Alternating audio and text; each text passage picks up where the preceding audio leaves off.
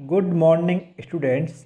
आज हम बीएससी द्वितीय वर्ष की इलेक्ट्रॉनिक्स की बुक से एक टॉपिक पढ़ रहे हैं।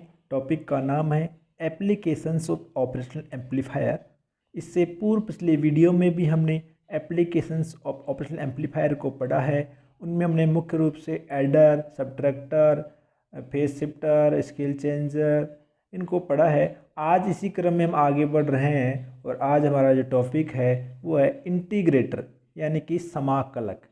डिप्रेसिटर भी हम पिछले वीडियो में पढ़ चुके हैं। तो आज हमारा जो इम्पोर्टेंट टॉपिक है वो है समाकलक यानी इंटीग्रेटर। ध्यान दीजिएगा, यदि प्रतिलोमी प्रवर्धक के परिपथ में पुनर्निवेश प्रतिबाधा ZF के स्थान पर धारिता C का एक संधारित्र जोड़ दे तो निर्गत वोल्टता V0 निवेशी वोल्टता VI के समय के सापेक्ष समाकलन के समानुपाती होती है। इसलिए इस परिपथ को समाकलक यानी इंटीग्रेटर कहते हैं। इसका जो परिपथ चित्र इस प्रकार दर्शाया गया है, ध्यान दीजिएगा। इससे पूर्व जो हमने अवकलक यानी डिफरेंशिएटर पढ़ा था उसमें ये था कि इन्होंने वहाँ पर जो ZI था या उसको C से शिफ्ट किया था और यहाँ पर उन्होंने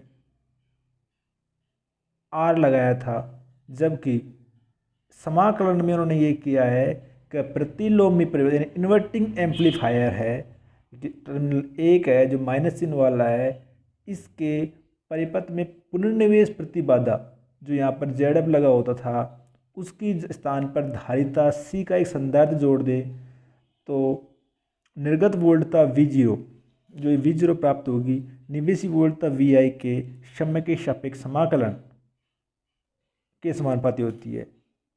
और इसीलिए इस परिपथ को क्या कहा है इन्होंने, समाकलक इंटीग्रेटर का है। चित्र में देखिएगा, ये टर्मिनल 1 टर्मिनल 2 है, terminal 1 minus, terminal 2 plus, terminal 1 inverting input terminal है और जो 2 है वो है नॉन इन्वर्टिंग इनपुट टर्मिनल है, क्योंकि यहाँ पर टर्मिनल 1 से आपको निवेशी जो VI है V1 लिखा हुआ है इसको दिखाया गया है। यहाँ से I1 करंट फ्लो हो रही है, इसमें R2 दिखा रखा लगा हुआ है और इधर I2 हो रही है और यहाँ C लगा हुआ है इसके पुनर्निवेश परिपथ में, और इस प्रकार हमें V0 आउटपुट प्राप्त हो रही है और इसको 2 को ग्राउंड किया हुआ है। देखिएगा आगे देखते हैं इसी क्रम में हम।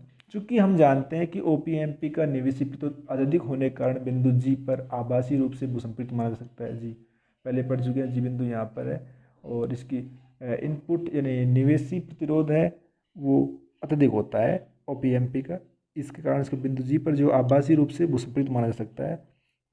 अतः किसी समय t पर प्रतिरोध R में से प्रवाहित धारा का मान I1 बराबर VI अपॉन R, इसको देख सकते हो आप। इसमें अगर I1 का मान निकाले तो V1 इसकी वोल्ट VI जो भी है और अपॉन R होती है। अतः यह धारा संधारित्र C में से प्रवाहित धारा I2 के बराबर होगी। चूँकि OPMP की निवेश प्रतिरोध अधिक होती है बिल्कुल, तो I1 बराबर I2 होगा, क्योंकि I2 क्या होगा, I2 होगा इसका ये वाला, यहाँ में C लगा हुआ है तो भाई I2 बराबर dQ अपॉन dt। Q बराबर क्या होता है CV, यहाँ C क्या है संधारित्र धारिता है, V विभवांतर है, तो Q बराबर CV हो गया। उसको पुट करोगे आप तो I2 बराबर d upon dt minus CV0।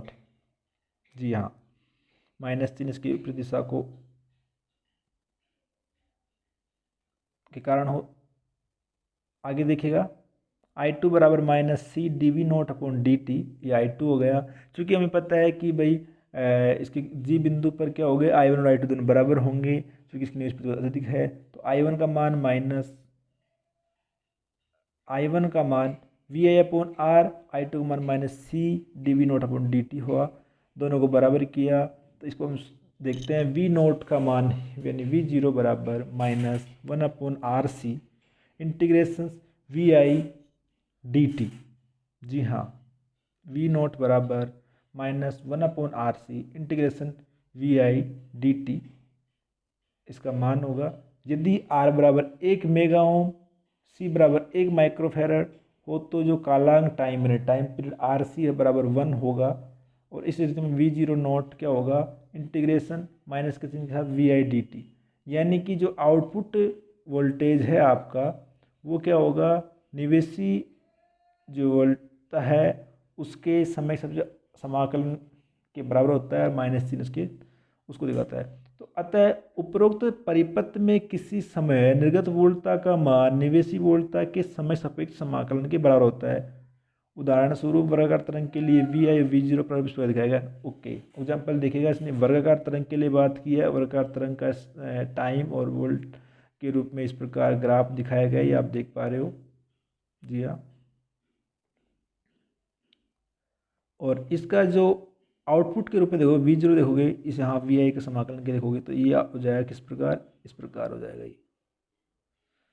तो आज इस वीडियो में हमने समाकलक की बात की। इससे पूर्व वीडियो में हमने अगर डिफरेंशिएटर की बात की थी अवकलक की, आप लोगों को ध्यान होगा कि वहाँ वो मिलता जुलता है, इम्पोर्टेंट भी काफ़ी है। जी हाँ, इंटीग्रेटर और डिफरेंशिएटर में हमने बात की, दोनों इम्पोर्टेंट इसके एप्लीकेशंस हैं। डिफरेंशिएटर में हमने देखा था कि उन्होंने इसमें जो इसका धारिता है उसको इन्होंने यहाँ आर की जगह लगाया था, वहाँ आर लगाया था। तो जबकि इसमें इसने उल्टा किया उस चीज़ को, और जो वहाँ हमें जो वी जीरो मिला था वो -RC dy/i/dt मिला था। और यहाँ पर हमें जो आउटपुट मिल रहा है इसमें, तो वी जीरो बराबर -1/RC integration V I D T मिल रहा है। तो वहाँ भी हमने यही कहा था कि यदि R बराबर 1 मेगा ओम है, C बराबर 1 माइक्रोफैरड है, तो उसका जो कालांक एंड टाइम पीरियड होगा वो 1 हो जाएगा, RC बराबर 1 हो जाएगा। और उस स्थिति में वहाँ पर V0t बराबर -dVi/dt आया था। तो हमने यही कहा था उसमें कि इसका जो आउटपुट वोल्टेज है, निर्गत वोल्टता है, वो निवेशी वोल्टता के अवकलन के बराबर होगी, समानुपाती होगी, माइनस चिन्ह उसमें आ रहा था। यहाँ यही होगा कि इस स्थिति में जब R बराबर 1 मेगा ओम है, C बराबर 1 माइक्रोफैरड है, तो कालांक होगा, जो टाइम पीरियड होगा RC1 होगा, उस स्थिति में V0t बराबर -∫VI/dt होगा। यानी कि जो निर्गत वोल्टता है, आउटपुट है, वो हमें निवेशी वोल्टता के समाकलन के समान, समय सापेक्ष समाकलन के समानुपाती होगा। माइनस चिन्ह इसमें आ रहा है। और इसने इस बात को बताया भी है एग्जाम्पल देख के कि वर्गाकार तरंग के लिए अगर आपकी वी आई इस प्रकार है तो इसका जो वी जीरो होगा उसका ग्राफ इस प्रकार होगा। तो ये काफ़ी इम्पोर्टेंट एप्लीकेशंस है ऑपरेशनल एम्पलीफायर की। आगे इसके बारे में और कुछ अगले वीडियो में हम पढ़ने की कोशिश करेंगे। Thank you.